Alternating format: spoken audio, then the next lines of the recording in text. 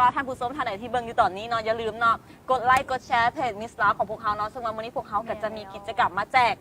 กของรางวัลให้แจกหยังเอก เมื่อนี้เฮาแจกปี้สวนน้ำโอเชียนพาร์คน้ำกันซึ่งหลายรางวัลเลยเล่นน้ำแบบยกกลุ่มแม่นบ่ แม่นแล้วเขาจะได้ดินเนี้ยเป็นแก๊งกันเลย นั่น ในมืออื่นเราก็จะมีวิโก้นำเนาะเข้ามา โอ้ยบีโบก็จะมา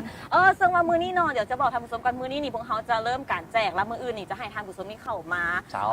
มาลิ่นอยู่ที่นี่ซึ่งว่าวิธีการก็คือกดไลค์กดแชร์เพจลาวเฮาไล่ตอนนี้เนาะบีโบเนาะแล้วก็แท็กหมู่9 คนซึ่งว่าหมู่ที่ทานแท็กนั้นจะได้มาลิ่นเกมน้ำกัน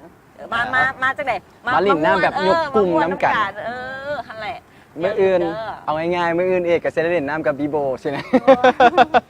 ได้บ่ ได้เอากมาน้ำกันแบบยกกลุ่มเด้เนาะเขาจะพูดถิ่มกันได้เนาะดังนั้นอย่าลืมเนาะไลค์กับแชร์หลายๆเด้อแล้วก็แท็กให้หมู่พร้อมเนาะก็คือ9 คนละแกมโตมาหัวมือซีน้ำเฮาเอาละก่อนจะก้าวเข้าสู่กิจกรรมเฮามาอยู่กับอีก1สาวงามที่เพิ่นสังเกตเบิ่งแล้วหลายๆคนก็สิเห็นเนาะออร่าความงาม ตาบ่มีมง กินข้าวกับอย่างถามก่อน กินข้าวก็ประเด็ก กินข้าวปลาแดกเจียวปลาแดก คือกันก็คือโบนได้สนะ เนาะได้เนาะเนาะได้สิได้ง่ายหนีกันเลยนะอ่ะเข้ามาต่อสู่กันสัมภาษณ์กันเนี่ยสิล้มกันแบบสบายๆกันหน่อยนึง สบายเนาะ อ่ะทำอิดก่อนสิประกวดนางสาวลาวนี่ไปฮู้จักกับโครงการนางสาวลาวมาจากไส กะโครงการทั้งสาวลาวเนาะกะหลายๆคนอาจจะหู้แล้วเพราะว่ามันมีมาตั้งแต่9 ปีละ เจ้า แต่ปี2009เนาะ เป็นเวทีที่เก่าแก่เนาะหลายคนแล้วหลายคนก็น่าจะหู้ดีแล้วมันก็เป็นความฝันอันหนึงของเขาเน่เป็นความฝันตั้งแต่น้อยนะว่ายัยมาอยากเป็นนางงามเลยแบบอยู่บ้านก็แอบแย้งแม่นแย้งไปแย้งมาว่าอยากเป็นนางงามแอบย่างไปนู่นนี่นั่นมันเป็นความฝันแล้วก็มาด้วยความตั้งใจนำ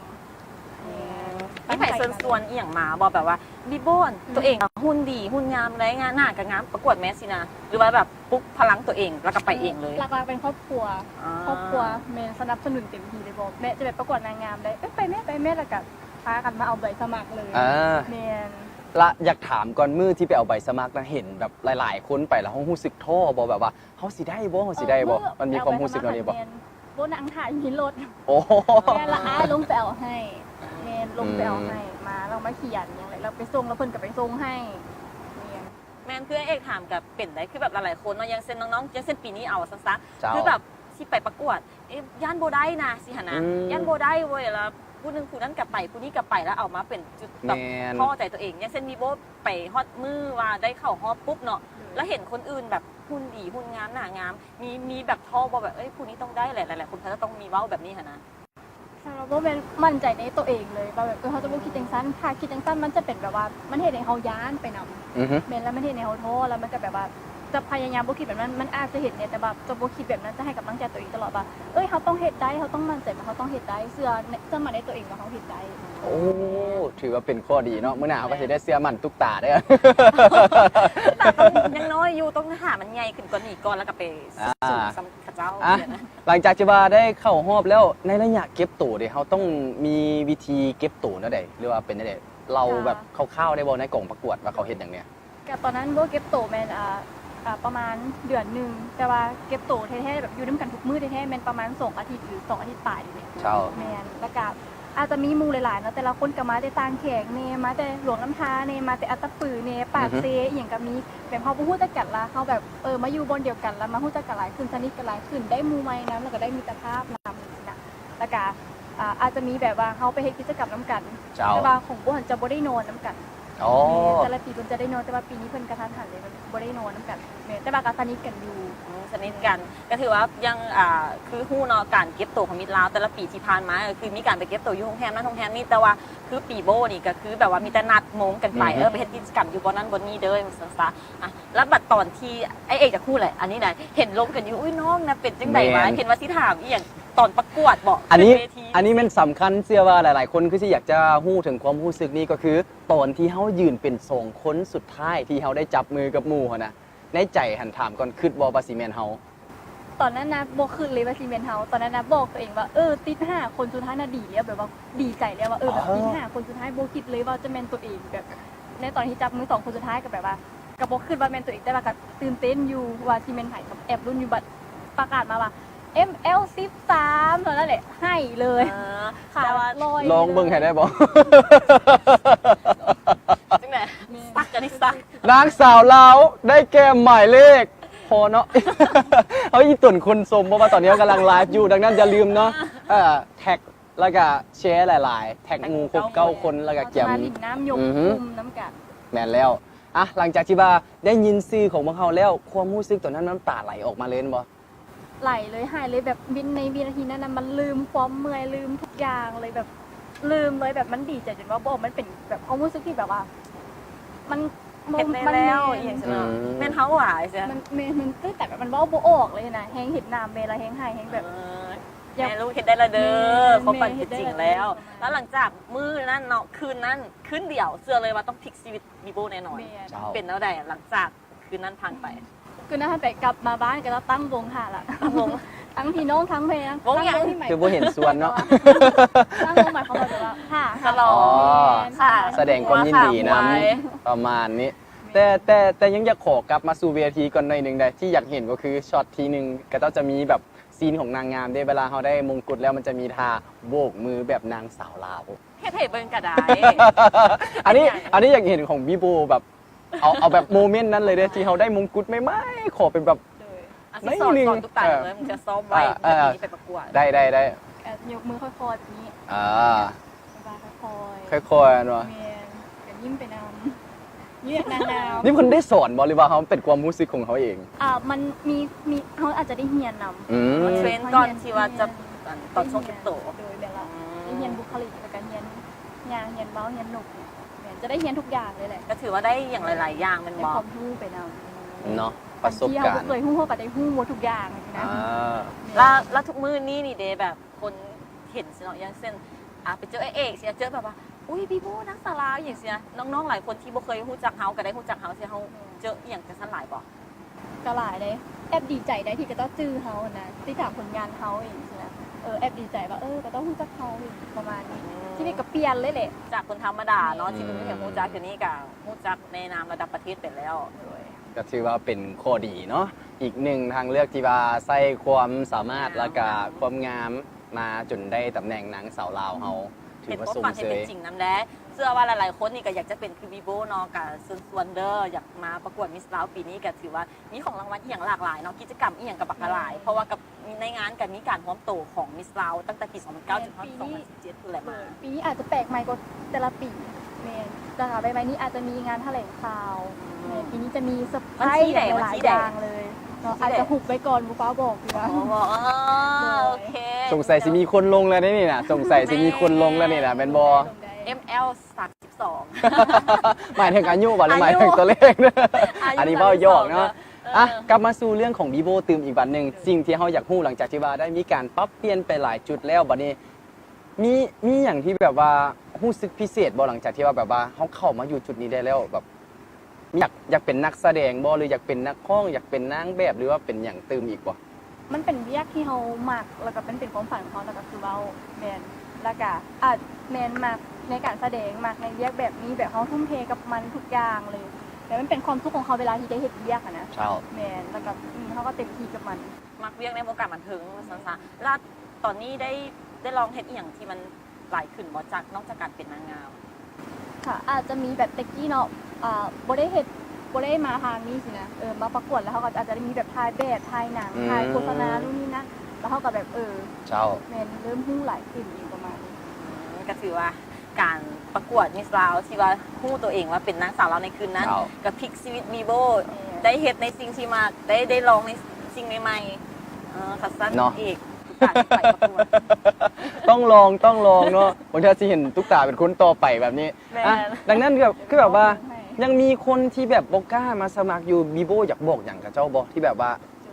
เชิญชวนประมาณนี้นะ เลยโบก็อยากบอกว่าเขาต้องกล้าแสดงออกเนาะและกล้าแสดงความสามารถของเขาแสดงออกมาลุ้นเนาะโบต้องอ่านมันเป็นโอกาสดีๆถึงเขาเข้ามาในจุดนี้แล้วนะเชื่อเลยว่าเขาจะได้หลายๆอย่างกลับไปได้ความรู้ได้มิตรภาพได้มูใหม่ๆได้หลายสิ่งหลายอย่างเลยแหละโบให้ประกาศเลยเพราะว่าหลังจากที่แบบโบเองเนาะแบบตอนนั้นโบฮู้จักอย่างเลยแบบโบฮู้เข้ามาแบบใส่สินจังใดบุคลิกจังใดเวลากินข้าวแบบประเพณีเนี่ยแบบมาอยู่จุดนี้แบบเขาฮู้ทุกอย่างแบบชีวิตเขาแบบมันเปลี่ยนแล้วก็แบบ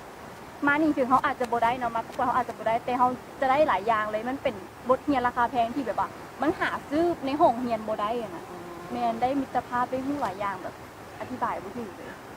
ถือว่าเป็นแบบ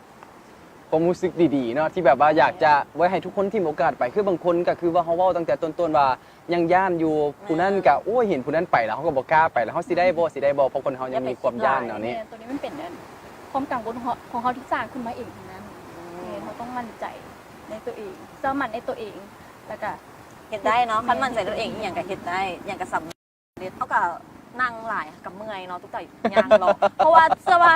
หลายคนยังหัวหยัง บอสิ่งที่หัวเนี่ยคือเขาสิยากแล้วเขาสิล้มกันไปแบบว่าแบบให้ได้บรรยากาศเขามาทะเลของแท้เนี่ยนะ เพราะว่าอันหลายๆคนเนาะที่เบิ่งไลฟ์อยู่ในตอนนี้อาจจะยังบ่เคยมา แมน เพราะว่ามันมีอย่างแน่มีอย่างที่น่าตื่นเต้นเพราะว่าทุกจากเมื่อวานนี้เป็นส่วนสนุกที่แบบใหญ่ที่สุดเลยนะ แมนแล้วเนาะใหญ่ที่สุดในประเทศลาวเลยกับว่าได้โอเชียนพาร์คของเราอยู่ที่ศูนย์การค้าลาวไอเทคนี่แหละเอาละดังนั้นเฮาก็สิขออนุญาตเนาะสำหรับใครที่ว่าติดตามรับชมอยู่ทางบ้านอย่าลืมเนาะเดี๋ยวเฮาสิขออนุญาตแคนเซิลลุกขึ้นแบบนางงามค่อยๆ ตัดมาที่ตุ๊กตา ให้ ลูก ตุ๊ ประ ก เดี๋ ตา ยว เนาะก็ต้องจะมีวิธีลุกวิธีนั่งกันว่าเอาเริ่มต้นตัวอย่างหน่อยๆเลยเนาะอ่ะ อาจจะค่อย เจ้า ๆแต่ประมาณนี้ อ๋อตุ๊กตาดูบัดนี้ เฮ็ดมันได้ใจไอ้เอกสา อ่ะ อ่ะล้มกันไปน้ำเนาะถามเรื่อง แมน ส้มโตเนาะคนแถวนี้ก็คือสิอยากฮู้เนาะเรื่องมีแฟนเองสิในโสดบอสิ โสดเนาะ โสด โสดเนาะลูกสอง เอ่อ อย่าถามอย่างสั้นเนาะเพราะว่าตอนนี้ตอบหลายมาได้นะดังนั้นเว้าถึงเรื่องความหักระยะนี้มีคนเข้ามาแบบมาลมเขาบ่ ก็อาจจะมีล้มๆแน่แต่ว่าเขายังไม่ได้โฟกัสเรื่องนี้หลายนะอยาก นั่น เฮียนแน่แล้วก็อยากเฮ็ดหน้าที่ตัวนี้ให้มันเต็มที่ก่อนยังไม่ได้โฟกัสเรื่องนี้หลาย แท้ แม่เพราะน้องหากับ19แม่บ่ทันเป้าโฟกัสคือเอ้ยนี่ก็อยากโฟกัสแต่บูยี่ไผมาโฟกัสนำเอ้ยตอนนี้นะ ที่30เลย กะ เอก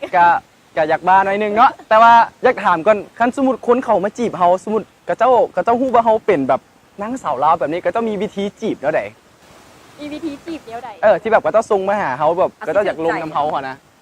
อาจจะแบบว่ามากดไลค์ติดตามผลงานเด้อประมาณนี้ เฮ้ FC เห็นบ่ ตัดมาประมาณนี้เลย อ๋อหรือเขามีข้อความใดที่ว่าแบบเขารู้สึกพิเศษน้ำกับเจ้าบ่ ขอความที่พูดเป็นพิเศษเหรอ อือฮึ โบได้ ฮักเดอร์ อ๋อ มีคันตุกตา มีเงินไส้บอวันนี้ ได้ว่ะนั่นได้ก็ได้ว่ะ เอ้าแต่มันความจริงเด้จะมากกว่ามันเกิดออกอะเด้อสิมากบอ ไปกินข้าวเนาะ ประมาณนี้อันนี้เอ๊ะ โดย อันนี้จะเป็นบอลอีกบอลหนึ่งเนาะเป็นทะเลจำลอง อือฮึ จะมีคลื่นน้ำเป็นบอลตัวนี้ แมนเพราะว่าได้ยินว่าเพิ่นแบ่งออกเป็น2โซนเนาะจะเป็นทะเลจำลองแต่นั่นละตัวนี้จะเป็นคลื่นยักษ์พร้อมที่ว่าเวลาเฮาเล่นก็สิรู้สึกว่าได้อารมณ์การไปทะเลอีหลีสังเกตเบิ่งจากน้ำเนาะเว้าถึงเรื่องความใสและก็เรื่องการออกแบบต่างๆ แต่ว่ารับพองว่าเพิ่นใส่แบบน้ำที่แบบสะอาดเนาะเล่นแล้วรู้สึกปลอดภัย เป็นตาลมเนาะ แมนเอาไปเลยบอก มืออื่นอดใจมาพร้อมแบบผู้โชคดีจังซี่ แมน อันนี้ เล่น ก็ ก เป็น ด อีก ไล บอล ค์ หนึ่งกดแชร์เด้อมือเขาจะมาหลิงน้ำแบบยกกลุ่มน้ำกัดเลย 9 คนเด้ออย่าลืมแท็กหมู่9 คน อ่ะกลับมาหลังจากที่ว่าถามเรื่องฟอกเรื่องแฟนไปที่เรียบร้อยแล้วบ่มีแท้มันบ่ โบมี สัญญา มันเกี่ยวอย่าง อันนี้คือล้มกันเนาะ ถมรื่องส่วนตัวอื่นนะ วันนี้กลับมา เรื่องอย่างดี เขาเรื่องเบิ่งแยงสุขภาพดีกว่าไปทางนั้นดีกว่าเนาะเพราะว่าเขามีหลายจุดที่ว่าอยากให้ทุกคนได้เห็นน้ำกัน อันนี้ไม่อย่างไอเอก มันจะเป็น อิ้สไลเดอร์อ่ะ แมน6เลน ซึ่งเป็น6เลนสามารถเล่นได้พร้อมกัน6คน อันนี้ก็จะเป็น แบบ ตัวย ก ใหญ่ ทุ่ม เนาะเป็นสไลเดอร์ตัวใหญ่ เดี๋ยวมื้ออื่นสิพาเล่น แต่ว่าต้องเกี่ยมสุดมาเนาะต้องมีทีมงานเขาจะรอท่าแนะนำวิธีการเล่นอย่างถึกวิธีเพื่อความปลอดภัยในการเล่นน้ำแต่ละเทือพร้อมเนาะอ่ะมาเบิ่งเรื่องเบิ่งแยงสุขภาพสำหรับบีโบมีวิธีเบิ่งแยงสุขภาพเนาะเด้อ ก็อาจจะแบบว่านอนพักผ่อนเพียงพอก็จะเป็นคนที่แบบเป็นคนที่แบบว่านอนไวจะนอนไวแบบเป็นคนที่แบบว่าถ้านอนหน่อยแล้วมันจะเมื่อยนะแล้วก็บ่ค่อยมักนอนดึกแน่แต่สำคัญแม่นกินอาหารให้ครบกินพักแล้วก็อาจจะมีกินนมออกกำลังกายเนี่ยสำคัญกับที่ออกกำลังกายนะ อ๋อ อาทิตย์ละ3 เทื่อก็ได้ แม่นบ่ปกติออกกำลังกายอยู่ไส ว่าอันนี้บ่อยู่ในบทสัมภาษณ์แม่นบ่ มีใกล้ๆบ้าน อ๋อ ใกล้ๆบ้าน มีท่าพิเศษมีอย่างบ่ที่เฮาต้องได้ฝึกหรือว่าเบิ่งแยงร่างกายแบบนี้ มักลิ่นประเภทใดแบบ อืม แลนบอลหรือว่าคาร์ดิโอหรือว่ายกเล็กสิบ่ อาจจะมีแลนแมนไปอีโบก็จะแลนก่อน30 นาทีไม่ใช่กับชั่วโมงหนึ่งแต่ก็จะไปลิ่นลิ่นค่อยๆลิ่นไปชัดเจนแล้วลิ่นไปแมน สนใจอยากได้เทรนเนอร์บอ อันนี้บ่เกี่ยวกันแล้วเนาะเพราะว่าตอนนี้ก็เป็นงานขายละตอนนี้มันบ่อ่ะดังนั้นก็ถือว่าเป็นข้อดีที่ได้มารับรู้ทางด้านเรื่องการเบิ่งแยงสุขภาพก็คือว่าแหละเนาะเพราะว่าการนอนการพักผ่อนมันเป็นสิ่งว่าจำเป็น แมน อ่ะ สิ่งที่สำคัญเลยแหละ กลับมาอยากรู้ปัจจุบันนี้เฮ็ดหยังแน่ ปัจจุบันโบกำลังเรียนภาษาอยู่แมน เฮียนที่ใส่ แมนอยู่เหมยลี่ ยุปีเด็กอะ ภาษาแบบ อ๋อเป็นภาษาเพิ่มความรู้ แมน แต่ว่าเฮียนจบมัธยมอย่างแล้วบอ แมนหามาจบมัธยม อ๋อ ศึกษา แปลว่าตอนนี้กำลังอยู่ในช่วงเกี่ยวเป็นภาษาอย่าง มีภาษาอังกฤษกับมีภาษาจีนนะ อ๋อ อันนี้กำลังล้มก็อาจารย์อยู่ได้นี่ แม่ว่าไอ้นี่มา เพราะว่ากะฮับพูดกันไปเนาะแต่ว่าที่สำคัญนอกจากการเรียนภาษาแล้วเขาสิมีอย่างอีกบ่ในวงการบันเทิงหรือว่าแบบกำลังสิเฮ็ดอย่างอีกบ่ผลงานเขา ใบนี้เนาะอาจจะมีคอนเสิร์ตการกุศลก็คือเนาะมื้ออาทิตย์มื้อ2-3 มื้อก่อนนี้โบได้ไปกรุงเทพ อือฮึ ไปคอนเสิร์ตการกุศลก็คือไปเป็นต่างหน้าประเทศลาวเพื่อรับเงินบริจาคช่วยเหลือแขวงอัตตปือผู้ประสบภัยเนาะแล้วก็อาจจะมีใบนี้เนาะเพิ่นจะมาเฮ็ดอยู่ลาวก็คืออยู่ไอเต็กเขานี่แหละ มาจัดกิจกรรมสมทบทุนอย่างประมาณนี้เนาะ ผู้ประสบภัยก็อาจจะมีโบมาห่วมน อ๋อ ำใบนี่แหละ กับผู้ชมท่านไหนที่ว่าอยากจะมาเจอนางสาวลาวอยากจะมาร่วมเฮ็ดบุญที่ก็มาได้ แม่นละ มื้ออื่นเลยก็ได้มื้ออื่นโบก็มาคือกัน นี่แหละอันนี้แหละ โอเชียนพาร์คเลย สำคัญ เชื่อ เนาะ ว่าต้องมีคนหลายคนอยากมาเจอโบน้ำอยากมาลิ่นน้ำอยากมาเจอคนรอน้ำ เพราะว่าอยู่กล้องคอมเมนต์นี่หลายแฮง แล้วต้องเขียนมานี่หลาย ไอ้เอกคือตุ้ยแท้ อันนี้เป็นประจำเพราะอะไรเนี่ยเขาห้องว่ารักษาหุ่นเด้อ่ะดังนั้นเดี๋ยวเขาย่างมาฮอดพี่ก็จะให้เห็นนี่นะสไลเดอร์เห็นบ่มันก็สิยับมาแต่ละจุดตัวนี้ก็สิเป็นอีกจุดหนึง ตัวน้อยเห็นบอก แม่นตัวนี้จะเป็น3เลนก็ถือว่าโอเคเด้สำหรับระยะที่มันเล่าถึงเรื่องการโคดบอลหรือว่าการไหลลงมาของสไลเดอร์นะถือว่า3เลนก็อยู่ในเกณฑ์ที่โอเคเล่นม่วนนะมืออื่นเขาจับมือกันโดด อันนี้จะเป็นสำหรับเด็กน้อยเหมือน แมนสะน้อย ที่บอกตุ๊กตากันยังน้อยอยู่ตัวน้อยเด้ เจ้าโดดในน้ำแห้ง น้ำแห้งน้ำเลือกปกเบิดหรอสิบักตุ้ยก่อนดิ ต้องในเบิ่งคอมเมนต์ตืมผู้ใดอยากถามอย่างก็สามารถถามได้แต่ที่สำคัญอยากให้บีโบฝากตืมว่าต้องเฮ็ดแนวใดเขาจึงจะได้บัตรเข้าเล่นสวนน้ำฟรีมื้ออื่นเนี่ยนะ กดไลค์แล้วก็กดแชร์เนาะแท็กหมู่9 คนละกันมาทับบัตรเลยเขาจะซูมแจกเอากันบอก นี่นล่ะ เขา เลื จะ อก มา คื เล่น อ น้ำแบบรวมกลุ่ม เพราะว่าเขาแจกหลายเป็นพันคุณได้เป็นพันบาทคุณได้เขาท่านบ่ต้องย่างเลยว่าสิบ่ได้เพราะว่าจังไหนก็แบบเป็น 99.99% ได้แน่นอน ไม่แล้วเนาะรู้สึกว่าเกณฑ์ได้สิหลายกว่าเนาะ หลายมัน ดังนั้นก็เลยอยากเชิญชวนได้เกี่ยวกดไลค์แล้วก็กดแชร์แล้วก็แท็กหมู่9 คนเอาไปโซนไหนต่อดีป่ะมีโซนไหนที่ว่าอยากไปเบิ่งต่อป่ะ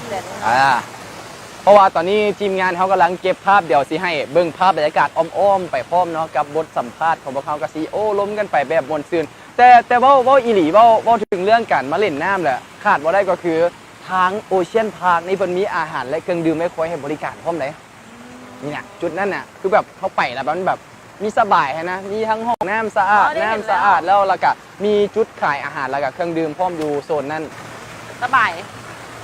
ถามพี่โบว่างๆมักเฮ็ดอีหยัง ออกกำลังกาย ออกกำลังกายโอ้ยจะเป็นร้อนเกี่ยวกับงามๆแล้วอันบัดเท่าว่างๆนะมีแต่กินนอนลิ่นเก๋ ว่างๆแค่อย่างนอน นอนเอาดอกเบี้ยอีกแล้ว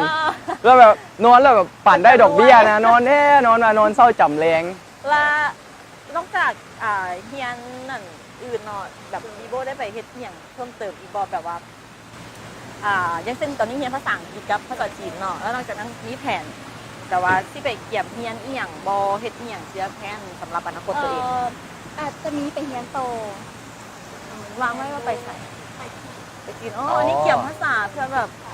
ไปจีนอ๋อปกติเขาจะจบม.7มาเนาะเขาจะเริ่มเรียนเลยแต่โบเกี่ยวภาษาอยู่บ้านเขาเลยก็ดี แล้ว เนาะ กลับไปรุ่นแล้วก็อาจจะมีเขียนนั้นปีนึง ยังไงกับไปให้เอาตัวรอดเนาะพูดภาษา ไป ไว้ แล้วที่ตังต่อตังน้ำ เออ โบไป แต่มักจุดนี้ได้นี่ สังเกตจากทางขึ้นนะ จอยเลยขึ้นไปเนี่ยเอกจอยเลยนี่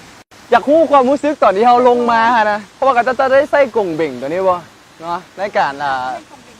สไลเดอร์ลงมาแบบนี้ มันจะมีจุดปล่อยกงเบ่งออกมาแล้วก็ค่อยๆไหลลงมาทุกตา นั่งในแต่คนนี่ อย่าเฝ้าโดดเถอะห้ามใจก่อนเด้อมืออื่น คักแดเย็นเนาะมื้อนี้ก็ถือว่าอากาศดี แม่นแล้วเนาะสังเกตเบิ่งจากสีน้ำได้จักหน่อยเขาสิซูมให้นะน้ำให้เบิ่งว่ามาพร้อมกับน้ำสะอาดแล้วก็เครื่องเล่นที่ แม่นแล้วเขา มี ก็ ทีมงานรักษาความปลอด เขาก็ ภัย สิให้เอกกินน้ำให้เบิ่งน้ำว่ามันสะอาดแท้ จัดไปโลดเนาะ เอ้ยเด้อคันว่าผู้ใดอยากมานี่นะ อย่าลืมกดไลค์กดแชร์แจนั้นมันก็จะมีเขาจะเอิ้นอีหยังไงเอกแถวนั้น ตัวนั้นมันจะเป็นอีกหนึ่งสระที่อยากให้ไปเบิ่งเนาะเป็น water house ก็ถือว่าเป็นโซนที่โอเคอีหลีมันจะมีทางไปทางนี้เนาะเดี๋ยวพายางไป อย่าลืมกดไลค์กดแชร์เด้อเราจะมาเล่นน้ำน้ำกัด แท็กหมูพร้อม9 คน บอที่สำคัญคือหลายๆคนถามว่าเป็นอย่างคือแท็กหมู่ฮอต9 คนอันนี้แหละมืออื่นเขาจะได้มาเล่นน้ำแบบยกกลุ่มเนาะอยู่ที่โอเชียนพาร์คของพวกเขาก็คือ